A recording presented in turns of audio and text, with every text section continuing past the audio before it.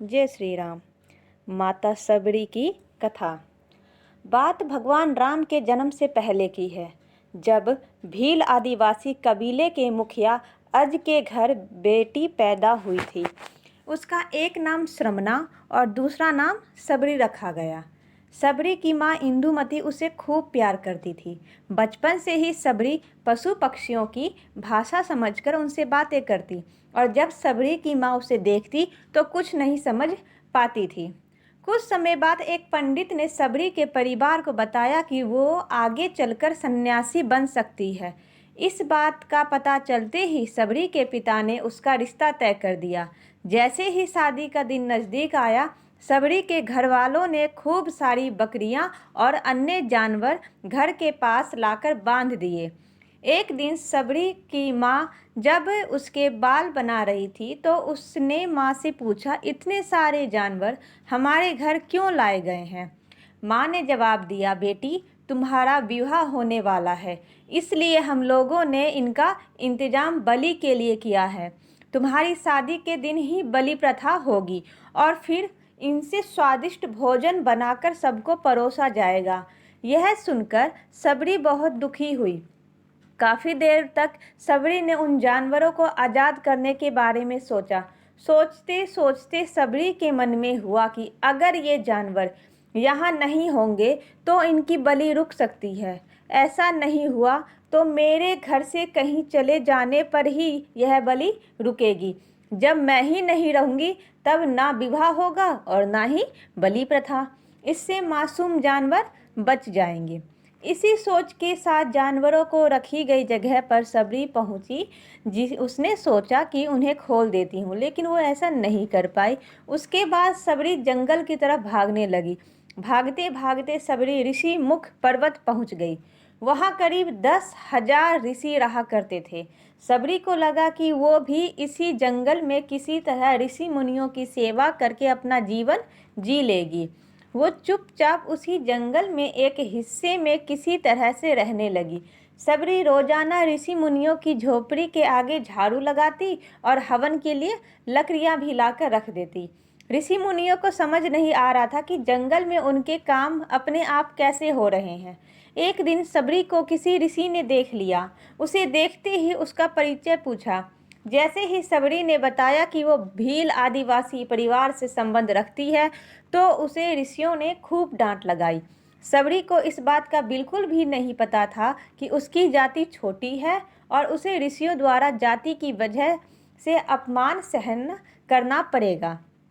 इतना सब होने के बाद भी सबरी हर ऋषि मुनि के दरवाजे पहुंचती और उनके आंगन में झाड़ू लगाकर उनसे गुरु दीक्षा लेने के लिए कहती।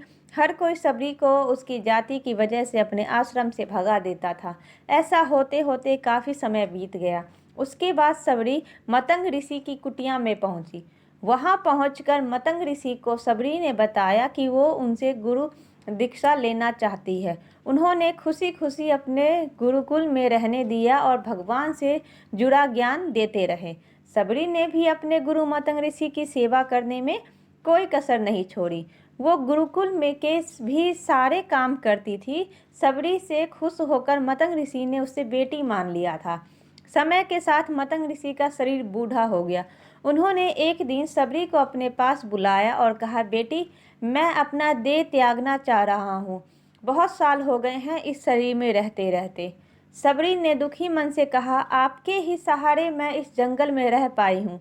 आप ही चले जाएंगे तो मैं जी कर क्या करूँगी? आप अपने संग मुझे भी ले जाइए, मैं भी देह त्याग दूंगी। मतंग ऋषि ने जवाब दिया, बेटी, तुम्हें चिंता करने की जरूरत नहीं है। राम तुम्हारी चिंता करेंगे और ध्यान भी रखेंगे। सबरी ने राम का नाम सुनने के बाद पूछा, वो कौन है? उन्हें मैं किस तरह से ढूंढूंगी? मतंग ऋषि ने बताया, राम कोई और नहीं, भगवान है। वो तुम्हें सारे अच्छे कर्मों का फल देंगे। तुम्हें उन्हें ढूंढने की जरूरत नहीं है। वो एक दिन खुद तुम्हें खोजते हुए इस कुटिया में आएंगे और तुम्हें उनके हाथों ही मोक्ष मिलेगा। तब तक तुम इसी आश्रम में रहो। इतना कहते ही मतंग ऋषि ने अपना शरीर त्याग दिया। सबरी के मन में मतंग ऋषि के जाने के बाद से एक ही बात थी कि भगवान राम स्वयं उससे मिलने आएंगे। वो रोज़ भगवान राम से मिलने के लिए बाग से अच्छे अच्छे फूल लाकर पूरा आश्रम सजाती और भगवान के लिए बेर तोड़ कर लाती। भगवान के लिए बेर चुनते हुए सबरी उन्हें चख लेती थी ताकि भगवान सिर्फ मीठे बेर ही खाएं। रोजाना सबरी इसी तरह भगवान के दर्शन की आस में फूल और बेर इकट्ठा करती रहती। इसी तरह इंतजार में कई साल बीत गए। सबरी का शरीर एकदम वृद्ध हो गया। एक दिन आश्रम के पास के ही तालाब में सबरी पानी लेने गई।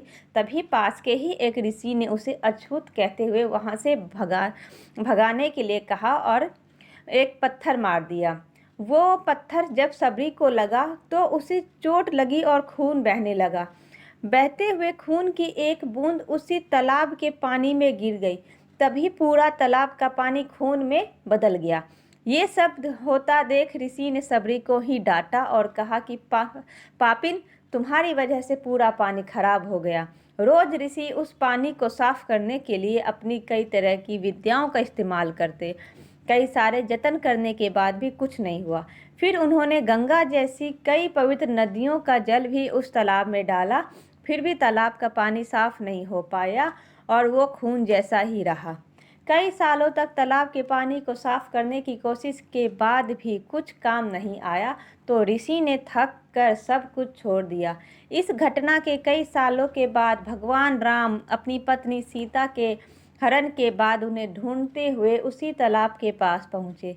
ऋषि मुनियों ने उन्हें पहचान लिया। भगवान को वहां देखकर ऋषियों ने तालाब का पानी साफ करने के लिए भगवान को अपने पैर उसमें डालने के लिए कहा, लेकिन पानी जैसे को तैसा ही था। ऋषि मुनियों ने भगवान से भी कई अन्य जतन करवाए, लेकिन वो पानी जस का तस खून जैसा ही रहा। तब भगवान ने ऋषियों से पानी के रक्त में बदलने की कहानी पूछी। तब ऋषि ने सबरी को पत्थर मारने वाली बात बता दी। उसके बाद कहा कि वो महिला ही अपवित्र है, छोटी जात की है, इसलिए ये सब हुआ है। उसी वक्त